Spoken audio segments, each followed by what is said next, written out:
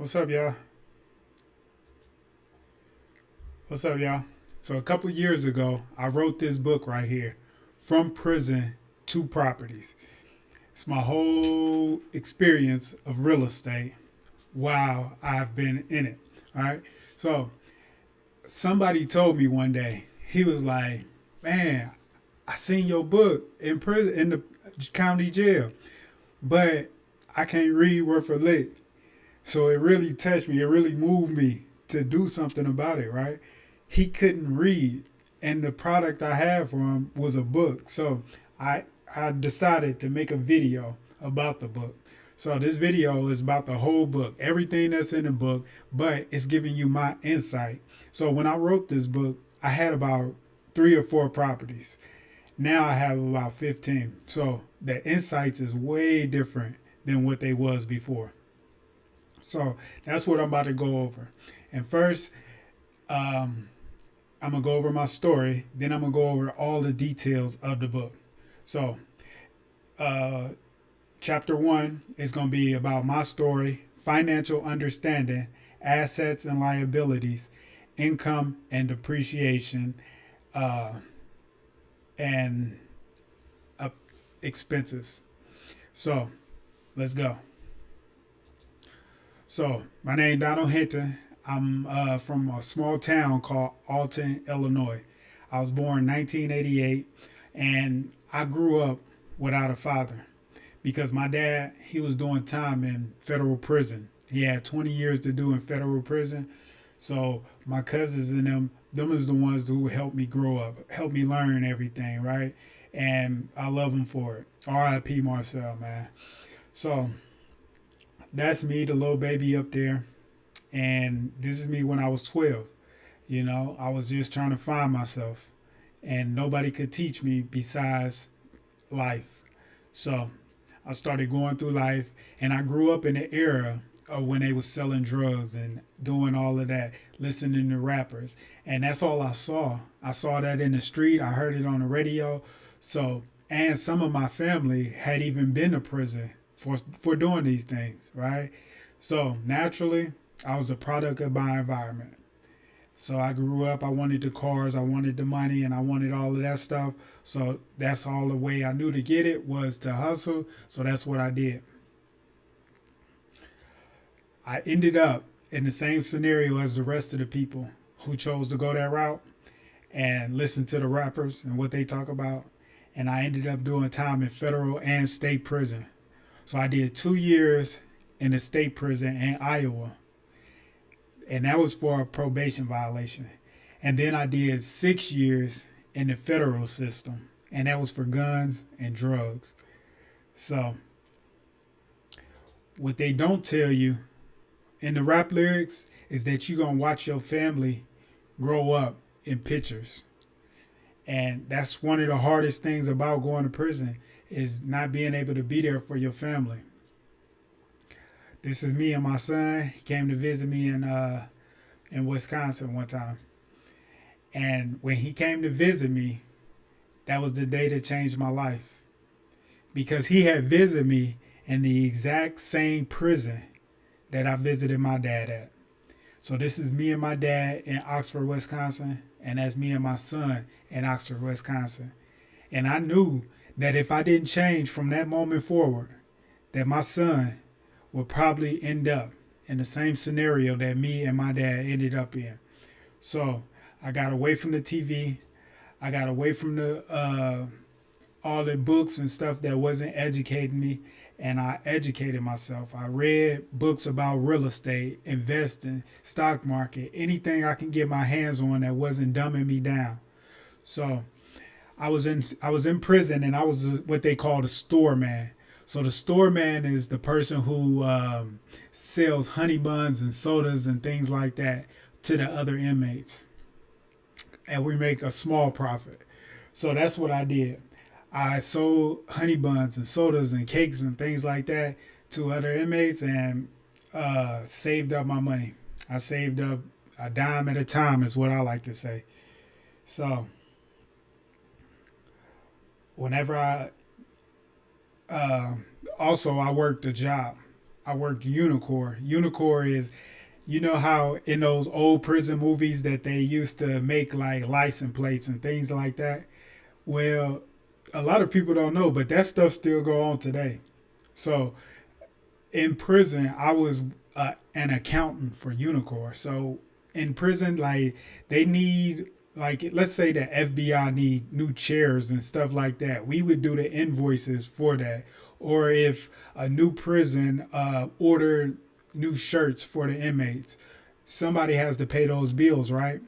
Well, they put us in charge of managing all of the paperwork and processing the payments. So I was an accountant while I was in prison. I made about $200 a month, and I saved all of my money. I saved it all up. That running the store, and I had about $10,000 when I got released. So because I wanted to change my situation and I didn't want to go back to prison, I ended up getting dropped off in a new city, somewhere I didn't know nobody. I didn't know anybody. So I had $10,000 in my pocket and I got dropped off. And when I got out the halfway house, the only person that I knew was my landlord. So I asked him if he wanted to sell me a property, and he ended up selling me a duplex. So whenever you get a duplex, you're basically having a tenant pay your mortgages and you living for free. All right. So I lived for free, and I still worked my job, saved more money, and I ended up getting another one. So I got another one and another one. And when I got this other one, I was like I was living my best life, right? I'm out of prison. I'm investing. I'm doing everything that I was supposed to be doing, that I had wrote down. I had this all wrote down, and I'm actually doing it now. So I go out and I celebrate it one day and catch a DUI. Man, this was the day that I almost lost everything because I had worked so hard for it, and I just almost threw it away. All right. So after that, I ended up turning lemons into lemonade. While I was in there, they gave me 30 days for the DUI. And while I was in there, I ended up writing this book right here called From Prison to Properties. And it's the basic understanding of getting into real estate that I'm about to go over with you. I wrote this book because I had acquired a couple properties. So I felt like I kind of knew what I was doing. And this is the results of it. So chapter one is financial understanding.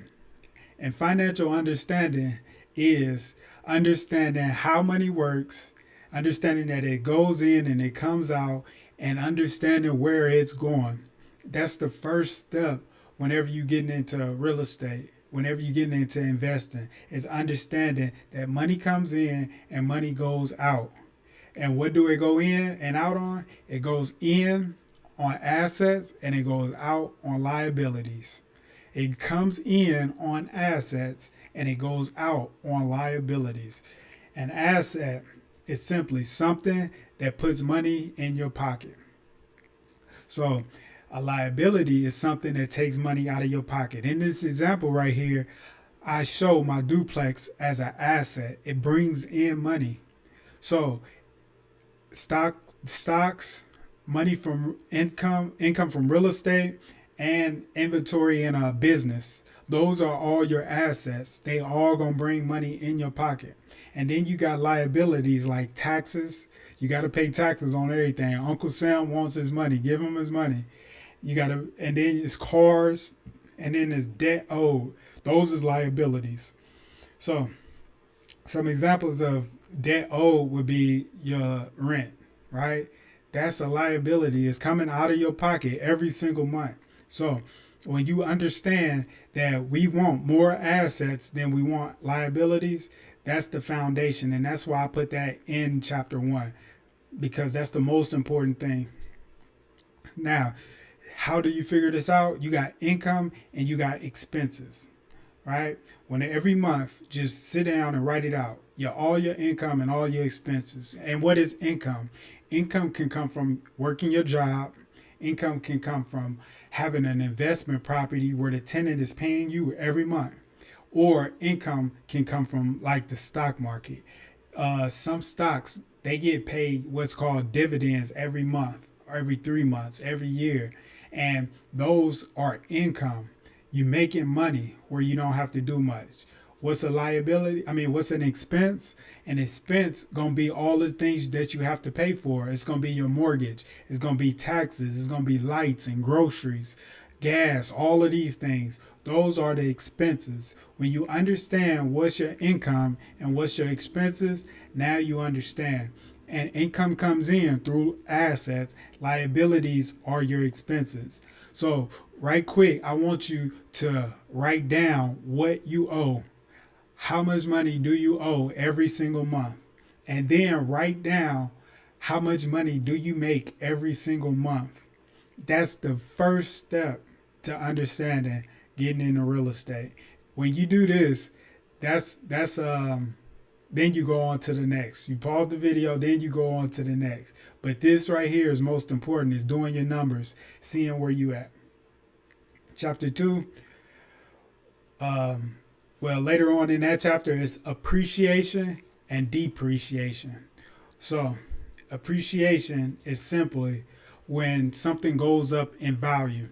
In this example, I bought this house for $95,000 and I fixed it up a little bit, and over time it went up to $135,000. That's appreciation when the price of your house goes up. That's what I want you to understand. We are not always buying for appreciation, but that's one of the benefits of having real estate is appreciation. When the house goes up in value. Not all houses go up in value. Not all of them. But if you're in a good area and you have a decent house, 9 times out of 10 it's going to go up in value. So depreciation. What is depreciation? Depreciation is whenever the house get wear and tear over time. And this right here is the same house you just seen. Over time, it had got wore down. Somebody put some money in it, and now it's back to being worth what it's supposed to be worth. Because rain happen, windstorms happen, and over time, a house is just gonna get wore out. So you gotta understand those two terms. Next, credit. So chapter 2 is about credit. And in this chapter, I go over the types of credit, the benefits of having more than one credit card, credit score, how long has your credit history been, timely payments, credit inquiries, and debt to income ratio. This chapter is all about credit. So the first section is the types of credit. And it's a lot of different types of credit that you have to understand. So a bank credit. So bank credit is like when you go into a bank and get credit from them. So that's going to be like when you go in and get a car, or you go in and get a house, or you go in and get a personal loan. Those are bank credits. And installment credits is kind of the same, but installment credits is when you borrow and you pay it off in installments, kind of like a car or a student loan or your house, right? Thus, installment credit. Next is going to be revolving credit. So revolving credit is whenever it revolves. So like a credit card, you have a $5,000 credit card, you pay it off, you use it, you pay it off, you get 5,000 again. That's revolving. And something similar is a HELOC. A HELOC is a home equity line of credit, and it's just like a credit card. They give you a line of credit for all of the value that your home has, and you go in and you borrow the money and you pay it back. You borrow it and you pay it back. That's called a HELOC. So if your house have equity, then you can get a HELOC on it. So then you have open credit. So open credit is going to be credit that's due every month. Every month, like the light bill, the water bill, the phone bill, and the Wi-Fi, that's open credit. It's due every month. So the benefits of having more than one credit card. See, some credit cards have rewards. Rewards are like when you use it, they'll give you $1 back or $2 back. Or free gas or something like that. That's the benefits of having different types of credit cards. And another benefit is extending your credit limit. So think about it. If the bank look at your credit and they be like, all right, you only got $100 credit card, why would we give you a $10,000? That's one thing. But if you have five $10,000 credit cards, they're gonna look at you like this dude got 50,000 in credit cards. All right, we can give him some more money because he's responsible. And then they're gonna look at your financial. It helps your financial flexibility. So your financial flexibility is like, if something go bad, how many credit cards do you have that you can potentially use to make the situation go away? Like, what if you need a new roof and you don't have 10,000 just sitting around? If you had a $10,000 or $50,000 credit card, now you have more flexibility where you could do more things. So that's some of the benefits of having more than one card. If you're responsible, if you're not responsible, don't do it at all. So now we're gonna go over credit score. So your credit score, it shows lenders your financial responsibility, and the higher your credit score, the better it looks. So if your credit score is kind of like a report card for grown-ups. So if they look at your credit score and it's real high, they know that you are educating yourself, right? If you have a 750 credit score, they're gonna be like, all right, he knows what he's doing. He didn't got credit, he didn't used it wisely, and he didn't had it for some time. All right, that shows financial responsibility over time. And your credit score, your credit report, basically is going over all of the things that you didn't borrow for. All right. So in this example, this is my old credit score. It's 693. So on this credit score, it shows you how many accounts that you have open. Like I have 5 credit cards, 2 mortgages, a car, a loan. It shows you how many accounts you have. The more accounts you have, the more responsible you look. All right. If you can handle all of this debt, the more responsible you look. It also shows the average age of your credit. So if you only been having credit for 1 month, a lender is going to look at you like, man, I don't know if we want to give him some money. All right. But if you didn't have credit for 15 years, now you look more credit worthy. So it's going to tell you how long your credit history has been. And then it's going to give you a summary of your debt. What all do you owe? It's going to, like in this case, I owe 21,000 in credit card and credit line debt. My total debt is $45,000. Right, so it's telling a lender what you owe, how much you owe, how long you owed it, have you been on time with your payments, all of these things. So a credit report is very important.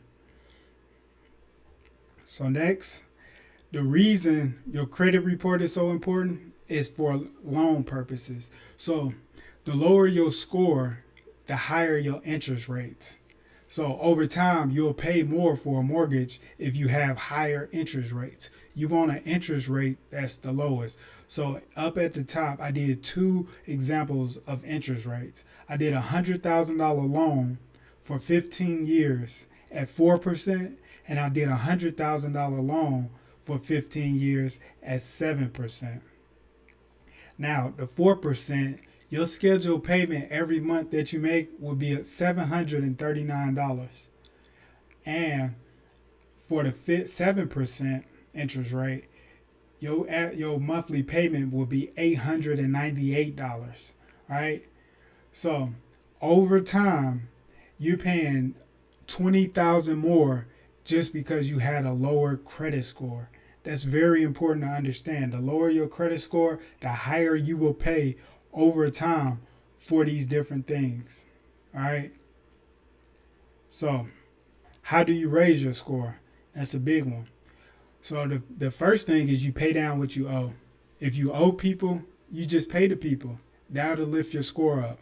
Now, if you claim you don't owe these people, now you can remove negative things that's not accurate from your account. or you can get added as an authorized user on somebody else's account. The way I boosted my credit when I first got out of prison was I got added as an authorized user on one of my friend's credit cards. And it shot my points up like 150 points just because they added me to their credit card. So sometimes you just need time. Like I got out of prison, I didn't have a bad score, but I didn't have it for that long.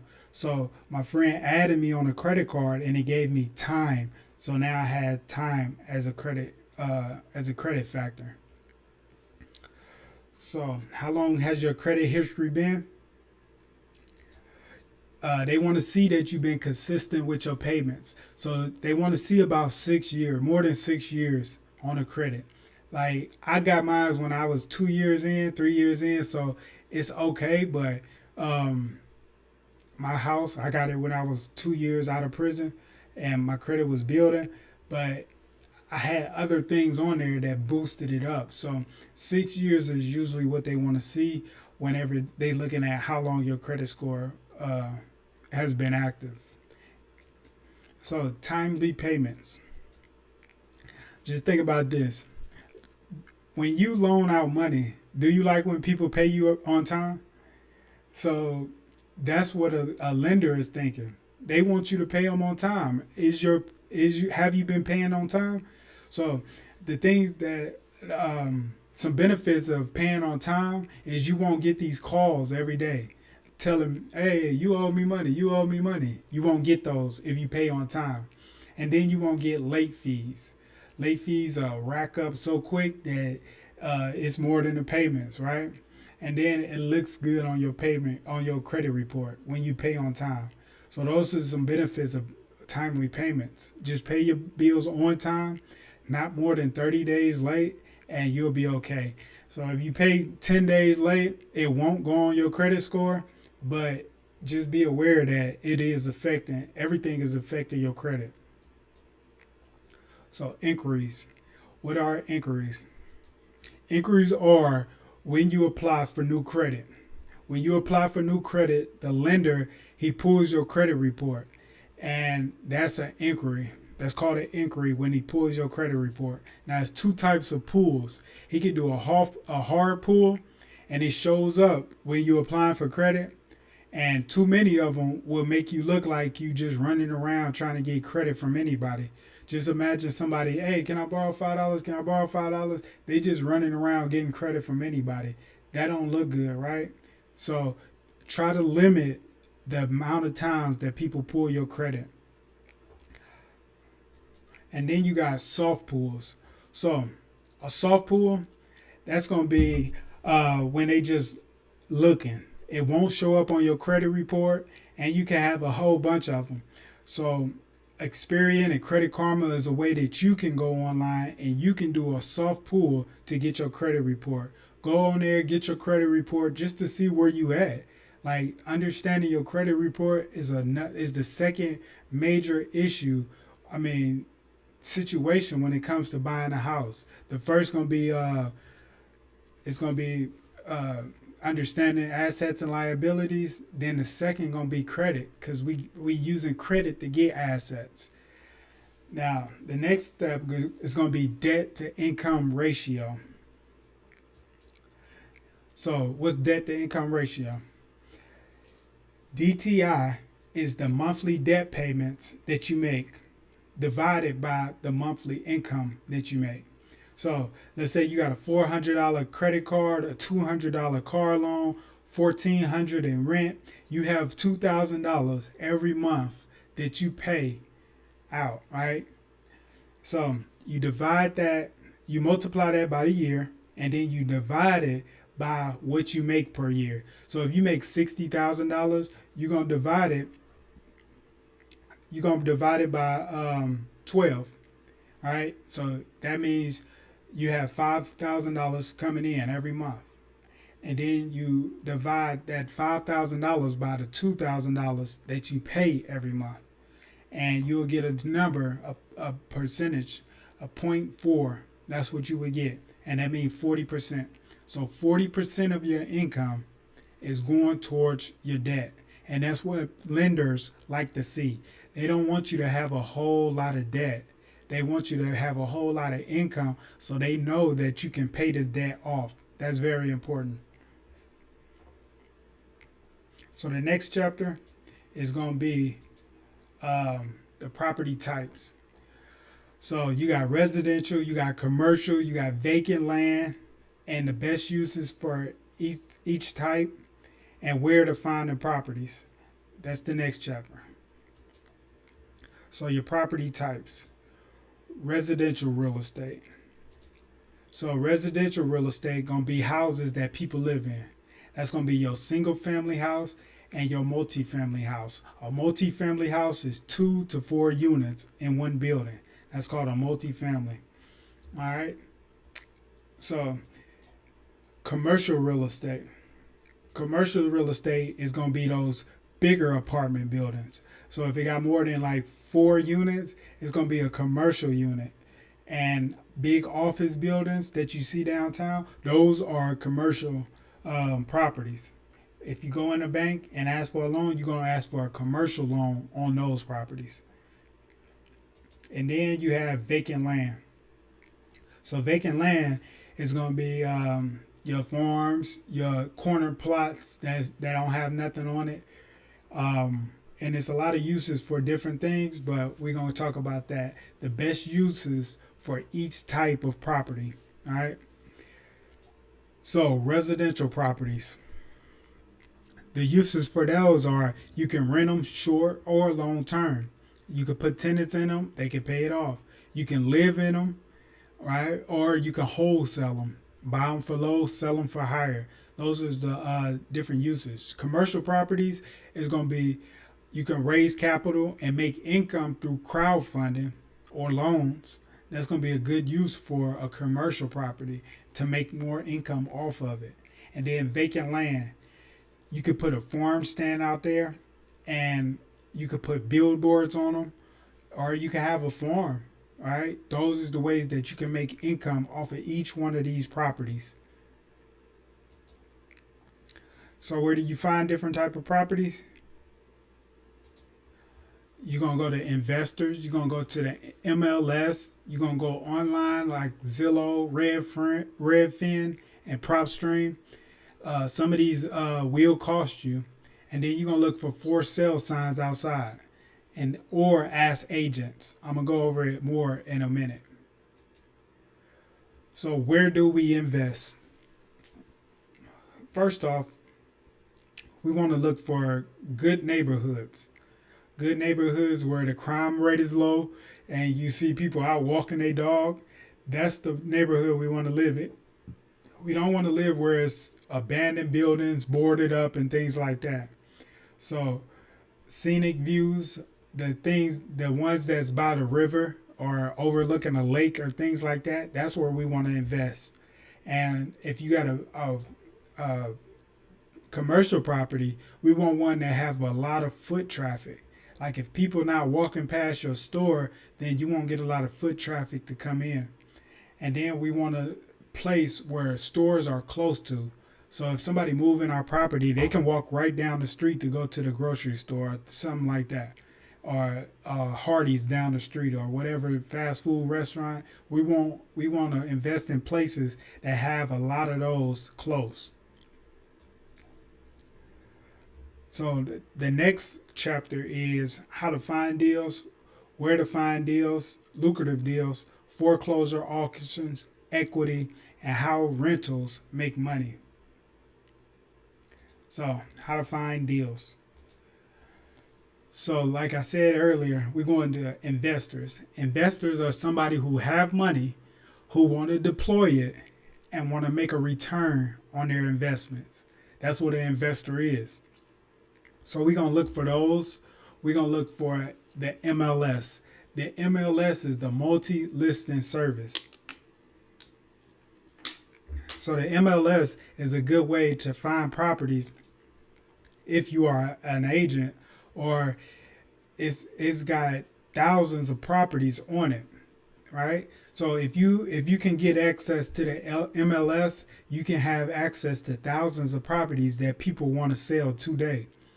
All right. If you go online on like Zillow and Redfin and PropStream, some of these websites they cost to get on there. All right. But when you get on there, you're gonna find deals that I won't find because I don't have paid access to them or I don't have access to the MLS. So understanding that how to find a property is very important. Who you know is very important. So agents. An agent is somebody who works all day trying to buy and sell properties. So if you know agents, then you know somebody that's buying and selling all day long. That's all they do. That's their job to talk about real estate.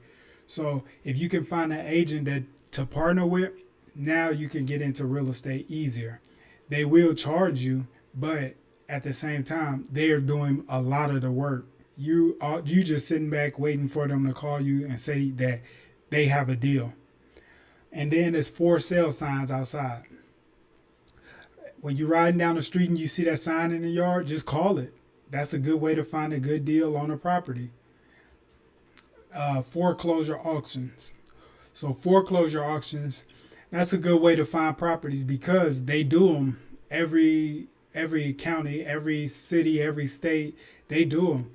Where I live at currently, they do them every week. So you could walk down to the courthouse and bid on a property. The only thing with those is you have to have cash to get them. So most counties have an auction at the courthouse. And most of them have a list that's online where you could do the research on the property that you want to buy. So, and most of them you have to have cash. Like I just said, if you walk into the courthouse, they're going to ask you things like, hey, do you got documentation saying that you have funds available? So you have to let them know that you have funds available to buy this property. All right. So auctions is a very good way to buy them. And when you get them at auction, you're looking for equity. So equity is what the property is worth minus what you owe.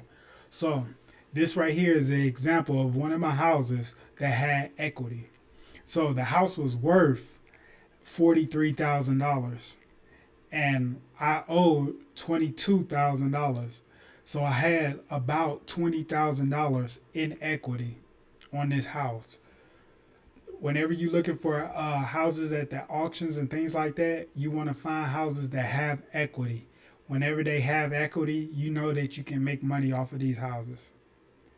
So how rentals make money. So what the tenant pays minus what you owe the lender is is how you find out how you make money on real estate. So let's say for this example, a tenant is paying $900, and like the last example, I bought the house and I owed $22,000 on it. So my monthly payments is about $400. So if I charge the tenant $900 and my mortgage and my taxes is $400, that means I made $487 every month on this property. So what the tenant pays minus what you owe the lender is how much profit you make. But with this, you got to remember that it is maintenance that will need to be done on these properties. So maintenance could be everything from a broken toilet to cutting the grass, anything. Maintenance will need to be done. So that $487, we want to put it away. We want to stock it away so that whenever we get ready to, we can have the funds needed to do the repairs. So is it worth it? Due diligence, county assessor, how to buy with no money and getting the best price. So due diligence. What is due diligence? So due diligence is whenever you signing the contract and doing the inspections on the property. So when you sign the contract, you saying who's responsible for what, as far as maintenance, inspections, closing costs. When you sign your contracts, that's what you're doing. And you looking to see if there's any major damage whenever you go through the house. So doing your due diligence is basically doing homework. You walking through the house, making sure the roof is okay, making sure the furnace actually works and is good, and the foundation is okay and stable. So you making sure that if there's a lease, that the people are paying what's on the lease. Like a seller might give you a lease that's not accurate. They might say, hey, this tenant is paying $1,000 a month and they pay on time every month. And that might not be accurate. They might only be paying $900, and that's only whenever they feel like it. So you got to make sure that the leases is actually good. So it's also making sure that if you get a mortgage on this property, what you make on income will pay for that mortgage. So it's just doing your homework, doing the numbers. That's called due diligence. And before you buy any property, you have to do it. One way I do it is through the county assessor website. So every county have an assessor, somebody that tells you what the property is worth, what all permits they pulled, and all of these things. So a county assessor is a good way to do your homework. And only thing you have to do is type in your county and go to the assessor office, and it's gonna pop up. You type in the address that you want, and it shows you all the valuable information that you're looking for. So the next thing is how to buy with no money. So people think you need a whole lot of money to get into real estate, and I want to just address that's not true. So it's grants, it's loans out here that you can get that you won't have to have money for a down payment. There's down payment assistance programs out here that you can get if you first time home buyers. You could do credit card liquidation, or you could do seller finance, and I did them all. So in this example, I got a $500,000 deal, and I didn't have no money. Only thing I did was liquidated a credit card and went and got a business loan and bought this property. So you can do it too. You don't need a whole lot of money to get into real estate. So how do you get the best prices? First, you're going to do your comps. Comps is whenever you comparing one house to another. You go online, do your comps, and seeing if this house is really worth it. And then you're going to do neighborhood research. Look at the property, where the property is. You got to understand where the property is, because if it's not in a good area, when you do your comps, you're going to see that, oh no, he paid $100,000 for this house. It's not worth that because this area is bad. So next chapter is debt is important, how to get funds, how to scale in real estate using debt, and own nothing and control everything. So debt is important. If let's say you get all right, so debt is important because it helps you get a higher return on your cash. So let's say you have $5,000 and you buy a house that's $50,000, right? You sell the house for $75,000. So you made $20,000 in profit. You put down 5, you got 25 back. All right. So if you would have bought that same house with cash, you would have made 25,000 profit. But you would have spent 50,000 to make 25. In the first example, we spent 5 to make 20. So would you rather have a 400% return or a 50% return? So how to get funds. So the banks require you to have 640 credit score, 2 years tax returns, and a down payment before you can get a loan. But you can go to private money also. Private money is just ordinary people that have money, like your friends and family, and you can get a loan from them. The only thing they require is it to be a good deal. They don't have all of these restrictions like the bank. They just want to see a good deal. So how do you scale using debt? So the way you scale is you can do a fix and flip, get some quick cash. That's one way. Or you can do a rental. You can get a rental, and now you have cash flow. Now you can show the bank that you have money coming in. You can refinance that property and get the profits, and then or you could borrow at a low interest rates and get another property. So all of these ways is ways to scale. You can fix and flip and just keep getting more and more cash and scaling that way, or you can show the bank that you have good credit, you have good income, and keep acquiring more that way, right? Or you can get loans. Like it's plenty ways to scale. The thing you have to do is just find the properties. So I put a chapter in called Own Nothing and Control Everything. And the reason I did that is because John D. Rockefeller, he famously said that quote right there. If you own nothing, then you're not liable to get in trouble if something happens, right? Just let's say something happened at your property where somebody slipped and fall. Well, they can't come after you because you don't own it. They have to come after the LLC, or they have to come after the corporation or the business. And if you own it, then they can sue you for everything you have. But if a business own it, they can only sue them for what they have. So that's one way to own nothing but control everything. And the thing with that is you still making all the important decisions. You still getting cash flow. It's just that you don't own it. All right. And the way to do that is trust and foundations. So a trust is basically like an entity. A foundation is an entity, like a LLC and a corporation is entities. They are not you. They are a whole different person. They literally is a person, and they own the property, not you. So finding money. The different ways to find capital: creative financing and bank requirements. So how do we find money? That's a big one that I always hear. So you can either save cash, go to work and save all of your money up.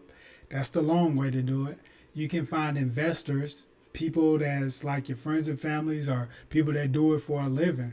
You can find those people and they can invest with you. They can give you the money. You can find private and hard money lenders. Hard money lenders, they are companies that give you money and they just want a bigger return. All right. You can use your 401k. I use my 401k to buy my second property. That's how I found the money. You can wholesale. So if you wholesale, that's the one way that you can do it without having money. Or you can get a loan. These is all ways that you can get in and get into real estate with little or no money. So creative financing. What is creative financing? So creative financing is literally when you're getting creative. You doing peer to peer. That's your cousins and them. They giving you money. You doing seller financing. That's when the person that's selling it, they're financing it like the bank, right? So that's one way to get the cash. Or you could do crowdfunding, like a GoFundMe page or something like that. That's a way to get creative with your financing. So your bank requirements will be, whenever you're going into a bank, they're going to require you a couple of things. So they're going to look at your credit score and your credit history. They're going to look at the purpose of the loan that you're getting it for. What are you using this for? A house, a business? What are you using this for? They're going to look at your income statement. An income statement is what I showed you in the second chapter, is basically like your assets and your liabilities, your income and your expense. That's called an income statement. And then they're going to look at your business plan. What do you plan on doing with this business? They're going to look at all your personal information, and they're going to see if you have collateral. If you don't have like a house to put up or something that you could put up, it's going to be harder sometimes. And then they're going to make you give a personal guarantee. These is all of the requirements that a bank require you to have. A personal guarantee is if it don't perform, they don't pay it, they coming after you. So the next one is inflation. In this chapter, I talk about the effects of inflation on a community, how inflation impacts the market, the cause of inflation, and how to make inflation irrelevant. To me, this was the most important chapter, and that's why I saved it for last. So, inflation. Inflation is when the prices of real estate goes up, and everything else goes up with it. So interest rates goes up, the services you pay for go up, like the plumbers and the electricians. All of that stuff goes up in inflationary times. And the effects that inflation have on the community, you got increased prices for renters. So if inflation happens, the price of rent is going to go up because the landlord has to pay more for a plumber, so he's passing that on to you. And then another effect is homeowners trade up. Trading up means that they had $100,000 house that's worth 150, so they sold it for 150 and went and bought a $300,000 house. Right? They trading up. So how does inflation impact the market? So homeowners, it affects homeowners because the prices goes up, so they gain equity in a house, like I just stated. And then another way that it affects them is it eats up their debt. So basically, that means that I had a $100,000 mortgage, right? And inflation happened, so I still have the $100,000 mortgage, but now the price of everything has went up. So that means that my money is now worth less, right? So as long as the money is worth less, I'm paying in less dollars, right? It's eating up my debt, right? Because just think about it. If it take like I'm making more at work now because inflation went up. So now I'm making more, but I'm still paying the same amount in debt. That's the big key issue I want you to understand. If the prices of everything goes up, but your payments stay the same, you won. So that's one way that it helps investors. I mean, it helps homeowners. The way it helps investors is because, well, the one way it affects investors, it don't really help, but it affects them. The price of everything goes up. So the wood goes up, the services goes up, the plumbing and HVAC services goes up, everything goes up because of inflation. So some of the causes of inflation. It's called demand pull inflation. Demand pull inflation is when the demand goes up and there's less supply. So when everyone has a job and everyone got money to spend, the price of everything goes up. It inflates because if you're buying it and I'm buying it, that means it's no more left. So if it's no more left, now the people that's selling it is going to sell it for more so they can keep it on their shelf or either make a higher profit. That's demand pull inflation. And we seen that happen in the COVID era, right? Whenever COVID and nothing was on the shelf, we seen the price of toilet paper skyrocket. That was because the demand was so high and it wasn't. So then you got cost push inflation. And basically that's the cost is being pushed because things like gas and materials and wages is increasing for companies. So they pushing that inflation onto you. So like if you see that the price of bread went up over time, that's because now the price of gas is going up, the price of wheat is going up. So it's costing more for a manufacturer to make bread. So they're going to push that cost onto you. If they were still selling bread for $2 a loaf, they wouldn't make no money. So the conclusion of the book, I put it just so you can, if you don't read the book, you can go to the conclusion and get everything you need. So the thing I wanted to do with this book is have you understand that first you seek the knowledge of understanding finances like assets and liability. That's first thing. When you understand that, you can buy more assets than liabilities. That's the first step. And we using credit to buy these assets, and we'll leverage so we can get a higher return. So like the $5,000 example, whenever I bought it for 5 and made 20 instead of spending 50 and making 25, that's leverage. And that's why we're using credit, so we can get more leverage and a higher return. So finding a good deal through due diligence and getting it under contract.